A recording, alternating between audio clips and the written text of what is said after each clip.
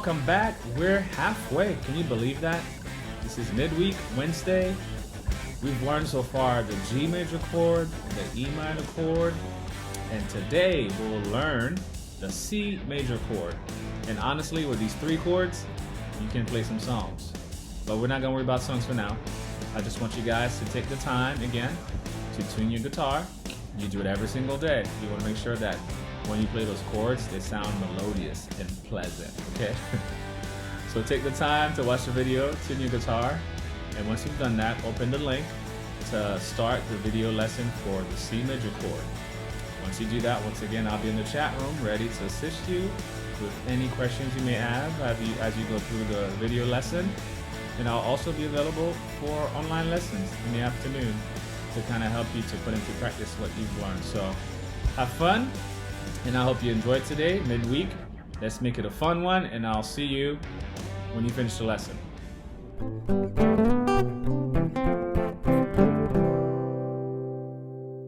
So now it's time to tune your guitar with mine, and so I'm just going to play my open strings several times each, and so feel free to make sure that you get your strings just right. Do your best to make sure that they match what you hear on the video. We'll start with string number 1, the E string.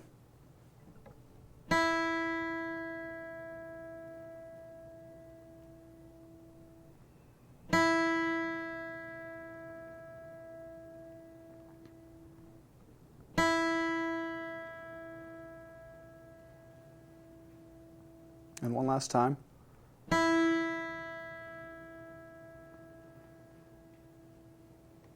Good. Now we'll move on to the second string, the B string. And again, we'll do this 4 times.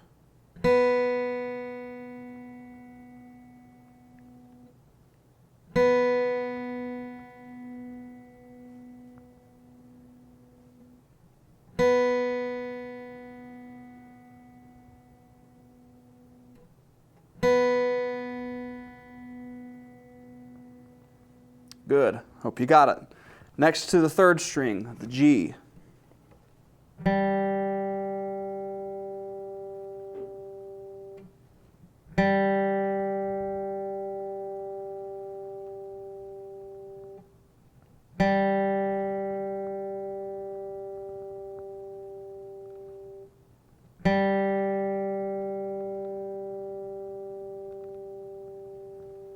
And now string 4, D.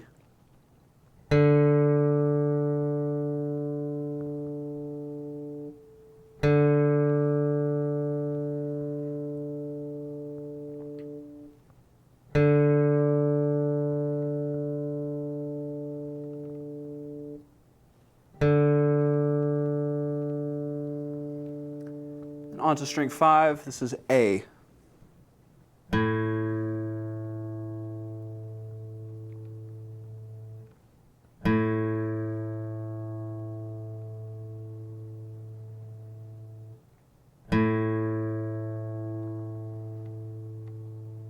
And one last time.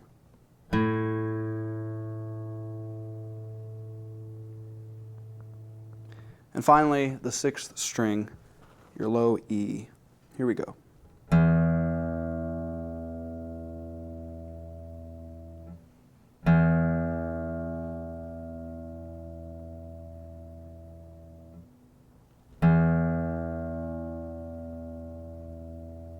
And last time. Now there you have it. Feel free to stop and rewind just a little bit if you need to get maybe one of those strings just right. But there you have it, all 6 strings in tune.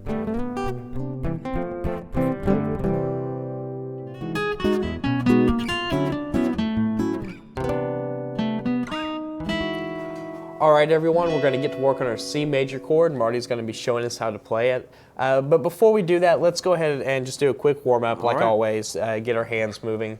So what I would say now is turn to the previous chapter that we did last time. We'll do that real quick, and then we'll move on and learn our chord. Okay. So hopefully you have your books open to the chapter that we did last time. I'll count you off, I'll give you 2 full measures, and then you're in. Okay. All right, are we ready? Yep. Good, here we go.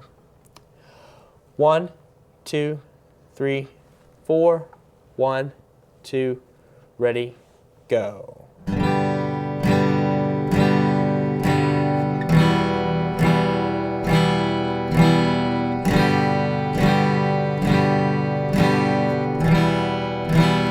And repeat.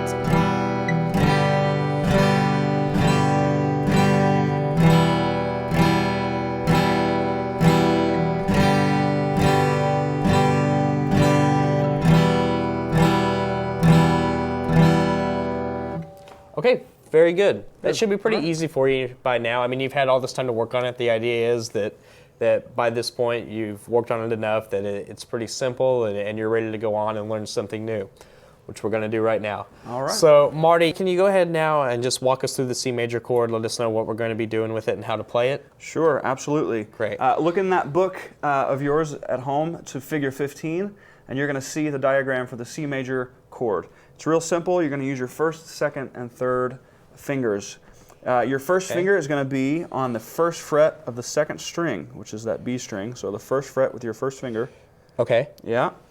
And just to make sure that we get a nice good sound out of that, I want you to just play that one note for me, just to make sure that it's good. Here we go. Just sound it out.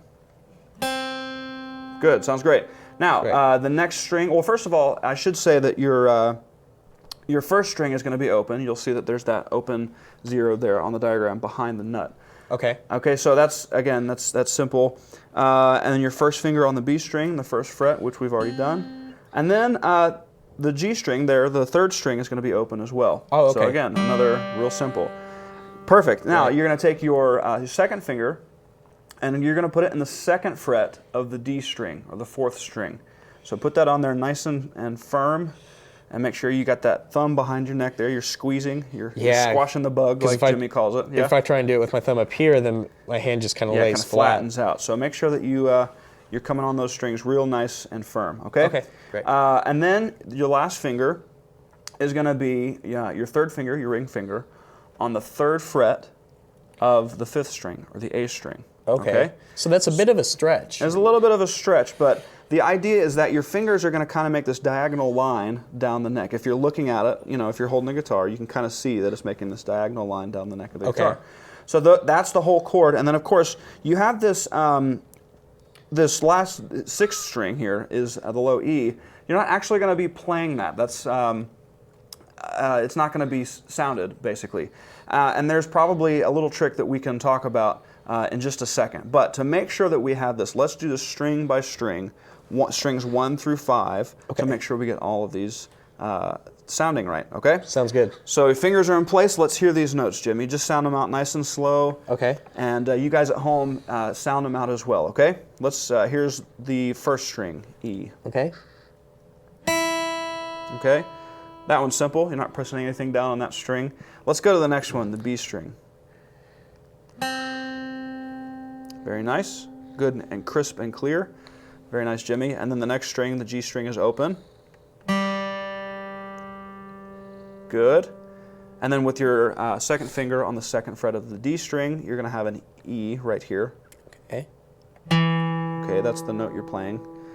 Very good. And then with your third finger, your ring finger on the third fret of the A string, let's hear that one. Very nice. Now, Marty, what if I had to correct myself right before I played the chord? What if I'm getting that kind of a sound, maybe out of the top string? Well, what could be happening? Again, you want to make sure that your hand is forward enough and that the fleshy part of your thumb is on the back of the neck like it's supposed to be. Okay. When that happens, you're basically bringing your hand forward, which gives you a better angle. So for it's that wrapping first, around. Yeah, so that first finger is not laying flat like that, because then you're going to end up like you were saying with that dead, we want to make sure that it's open. Okay. And that you're coming straight onto the fretboard with that first finger. Okay, great. So then in that's that case, you'll have that open sound. Exactly. Okay. Well, do you want to try and give it a strum, see what the whole chord sounds like? Yeah, we can. That'll be good. All right, let's. You guys join us at home. I'm going to count you in. I'll give you 4 beats and just strum it right on through, and you'll hear the whole chord in all of its beauty. Okay. Great. Here we go. 1, 2, 3, 4. Very nice. Very nice. Okay, now I mentioned this E string. You want to make sure that it's not actually sounding, because you're going to end up with a kind of a funny sound. You're going to end up with this. on the bottom, and that's not what we really want. We want to make sure that that the root note, which is the C, in the chord is that third finger on the A string. Okay, so there's several things that you can do. One of the things that I've done over my career as a guitarist, if you'd say, is sometimes I do cheat a little bit by using my thumb. But mostly if I do that, it's because I want to deaden that string. So sometimes I'll do that just by touching the side of the string. But now I do realize some people's hands are smaller than mine. If you have large hands like Marty, Yeah. that works very well. If you have small hands like I do, it's a little bit more difficult. So, and one thing that that you do, I think you do well, Jimmy, is that you actually use that third finger to kind of touch that sixth string, correct? Yeah, it just kind of, the string sits a little bit different on that finger, and it just barely touches. It's still pressing down the fifth string, and it barely touches the sixth string so that it deadens the sound. I can strum all six strings and not hear it. I would say really this is something I didn't even realize I was doing initially, so I wouldn't worry about thinking too hard about it, but these are two techniques that you can use so that you're not getting that low string in the middle of the chord. Yeah, all right, well let's take a look at some examples, and I'll get you to play these exercises. If you look at figure 16 at home, make sure you have that in plain view there at home. And Jimmy is going to play these, and I would encourage you guys to do this as well. 2 measures of C, so that's 4 beats of C, and then 4 beats again of C, and then 2 measures of rest, which we talked about being the silence, okay? Okay. So I'm going to count you in. I'll give you eight beats to get you ready for this exercise, and it's just going to be the C chord at first, okay? Great. So get those fingers in position. And at home, make sure we'll give you a few seconds here just to get those fingers ready. All right? And this is just like the exercise that we've done with all the other chords. Exactly. We're going to do 2 measures, and then we're going to rest for 2 measures. Okay? Makes sense. Everybody ready? You ready? I'm ready. Here we go. 1, 2, 3, 4. 1, 2, ready, play.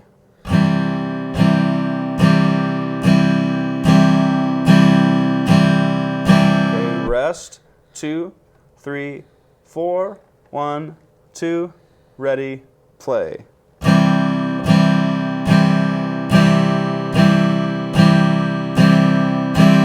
Rest. 2, 3, 4, 1, 2, 3, 4. Good. Now let's try the play and drop exercise. Okay, you're going to play the chord for the 2 measures, and in those 2 measures of rest, go ahead and drop that arm down, and then maybe the last 3 or 4 beats of that that section of rest, get your hands back into place, ready to play again. All right? Okay. Understand? Here we Let's go. give it a shot. 1, 2, 3, 4. 1, 2, ready, play.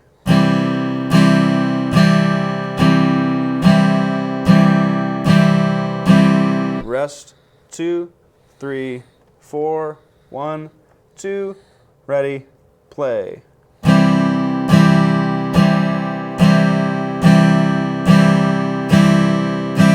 Rest. 2, 3, 4. 1, 2, 3, 4. Good. That's exactly the thing to do. Okay, now we're going to look at figure 21 in your book, and we're going to go ahead and take away one of those measures of rests, okay? So still going between the G and the C. Okay, so 2 measures of G, 1 measure of rest, 2 measures of C, 1 measure of rest. Great. You ready to do this? And then we'll repeat the whole thing, okay? All right. Let's do this together. Play along at home. Here we go. 1, 2, 3, 4. 1, 2, ready, play.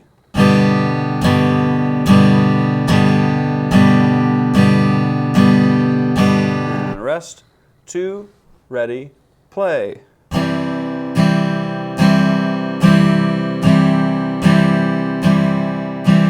Rest. 2, ready, play.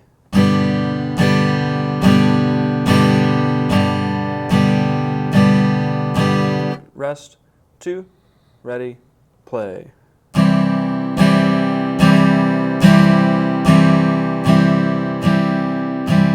Rest. 2, 3, 4. Great.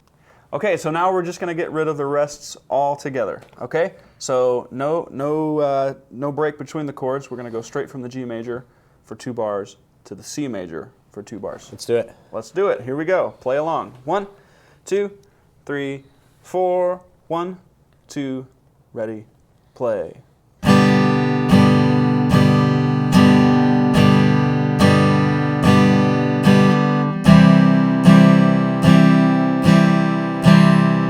Let's repeat, go back to the G.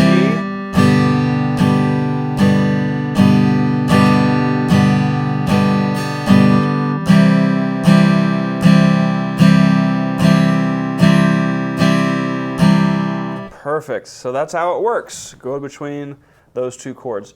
Now, are you ready to put these three chords together? Yeah, for sure. Pretty exciting. We're going to start with the G major chord for 2 measures. This is figure 23, by the way. G for 2 measures, E minor for 2 measures, and then C for 2 measures, and then we're going to repeat the whole thing. So we can use common tones to get back and forth between pretty much all these. So we we can start from G, use our first finger as a common tone to get to E minor, and then to get from E minor to C, we just use our second finger. That's right. Well, that simplifies things a little bit. Yeah, okay. So no more fancy movement with your fingers. Just really take advantage of that common tone, that common finger. Okay, that's really going to help you get your fingers to where they need to go. Okay. You guys ready to do this? You ready to do it? All right, figure 23. Here we go. Play along at home. 1, 2, 3, 4. 1, 2, ready, play.